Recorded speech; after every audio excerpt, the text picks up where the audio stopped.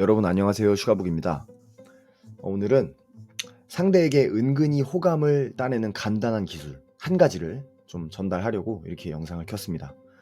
참고한 책은 웃는 얼굴로 구워 삼는 기술이란 제목의 책이고요. 저자는 설득의 심리학 시리즈로 유명한 로버트 치알디니입니다.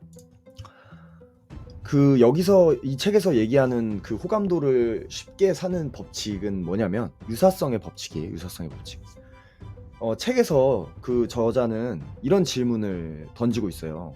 그러니까 어떤 경우에는 비슷한 사람끼리 끌린다는 말이 떠오르고 어떤 경우에는 반대되는 사람에게 끌린다는 말이 떠오른다. 어떤 게 맞는 걸까? 여러분은 어떻게 생각하세요? 누구는 이제 비슷한 사람끼리 끌린다는 말을 하고 또 누구는 아니야 오히려 사람은 반대되는 성향의 사람에게 끌려 뭐 이런 말을 하잖아요. 이 중에 어떤 게 진실인 걸까요? 진실일까요? 근데 사실 정답은 심리학적으로 어느 정도 나와 있어요. 인간은 본능적으로 자신과 비슷한 것에 끌리게 돼 있습니다. 비슷한 것에 호감을 느끼게 돼 있어요. 따라서 인간관계에서 호감도를 높이고 싶은 당신이라면 해야 할 일은 간단합니다. 뭐겠어요? 나와 상대의 공통점을 보여주면 돼요. 그렇다면 상대한테 공통점을 보여줘야 할 분야는 무엇일까요? 그런 분야가 또 따로 있을까요? 책 저자에 따르면 정답은 어떤 분야든입니다. 그러니까 뭐 이름이든 가치관이든 아니면 뭐 사는 동네든 취미든 아니면 뭐 입맛이든 아무리 사소한 요소라도 공통점이 있다면 내가 먼저 나서서 상대에게 알려주라는 거예요. 호감을 사고 싶다면. 자, 진정성 있게 이 유사성을 보여주기만 한다면, 알려주기만 한다면 무엇이 됐든 간에 그것이 다른 모든 요소를 압도할 수 있다고 저자는 말하고 있어요. 둘 사이에 작은 유사성 하나가 엄청나게 큰 역할을 한다는 거예요. 그러니까 당신과 상대의 사이를 원만하게 해주고 서로에 대한 호감을 높이는 잠재적인 매개체로서 이 유사성만한 게 없다는 거예요. 책 111페이지에 이런 말이 있습니다. 호감을 사기 위해서는 그 사람과의 공통점을 보여주면 가능성이 높아진다. 이 유사성이 호감도에 얼마나 큰 영향을 끼칠까요, 여러분?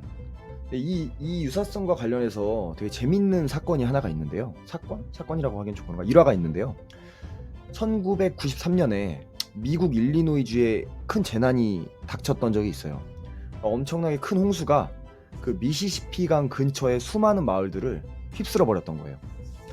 인구 4만의 퀸시라는 이름을 가진 작은 마을도 당시 피해를 입었던 수많은 마을 중 하나였어요. 당시에 퀸시 주민 수백 명이 수위가 높아질 것에 대비해서 밤낮으로 수천 개의 모래주머니를 쌓았대요. 하지만 이 홍수를 감당해내기에는 역부족이었다고 해요. 얼마나 피로감에 시달렸겠어요. 그래서 극도의 피로감과 패배주의가 마을을 잠식해 나갈 때쯤에 이 퀸시 마을에 희망적인 소식이 하나 들려오게 됩니다. 그게 뭐냐면 퀸시로부터 1600km나 떨어진 매사추세츠주의 어느 도시에서 굳이 퀸시에 큰 기부를 하기로 했다는 소식이었어요. 근데 왜 그 기부를 결정한 그 도시는 이렇게 머나먼 작은 마을에 그토록 큰 기부를 결정하게 됐던 걸까요? 또 피해본 마을이 수두룩한데 왜 하필 그 중에서도 퀸시에만 지원을 결정하게 됐던 걸까요? 이유는 황당하게도 마을 이름에 있었습니다.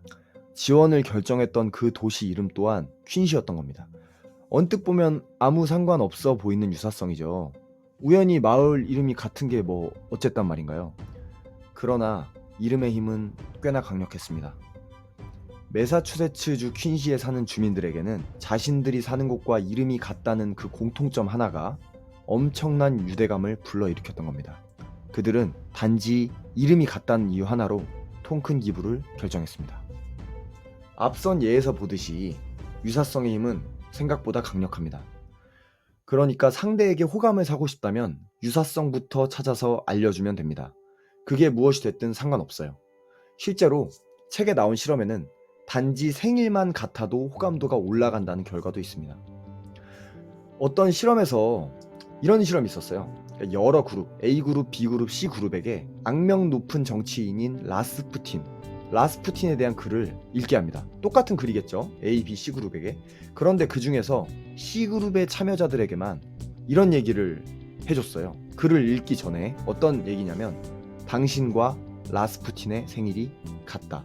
그러니까 C그룹의 참여자들에게만 이 사람들한테 글을 읽히기 전에 조용히 귀띔으로 당신과 라스푸틴의 생일이 같다고 귀띔을 해줬다는 거예요. 근데 조사 이후에 똑같은 글을 읽혔잖아요. 한 그룹에서만 유난히 라스푸틴에 대한 호감도가 높게 나왔어요. 어디겠어요? 바로 C그룹이었습니다. 단순히 그 정치인과 자신의 생일이 같다는 사실 그거 하나가 호감도에 큰 영향을 끼쳤던 거예요. 여러분, 그러니까 정리하자면 호감을 사고 싶다면 어떻게 하면 되겠어요? 이름이든 아니면 성격이든 뭐 취향이든 작은 것 하나라도 발견하려면 발견할 수 있잖아요. 작은 것 하나라도 보이면, 조금이라도 비슷한 게 보이면 이거 나도 이거 좋아하는데 너도 이거 좋아하네, 나도 이거에 관심 있는데 너도 이거에 관심 있네, 이러면서 그 유사성을 상대에게 적극적으로 알려주기만 하면 돼요. 그러면 알려주기 전보다 반드시 호감도가 올라가게 됩니다. 아무튼 호감을 사고 싶다면 유사성을 찾아서 적극적으로 알려주는 습관을 한번 들여보세요. 아마 좋은 결과가 있을 겁니다. 오늘 영상 유익했다면 구독과 좋아요, 댓글 부탁드리고요.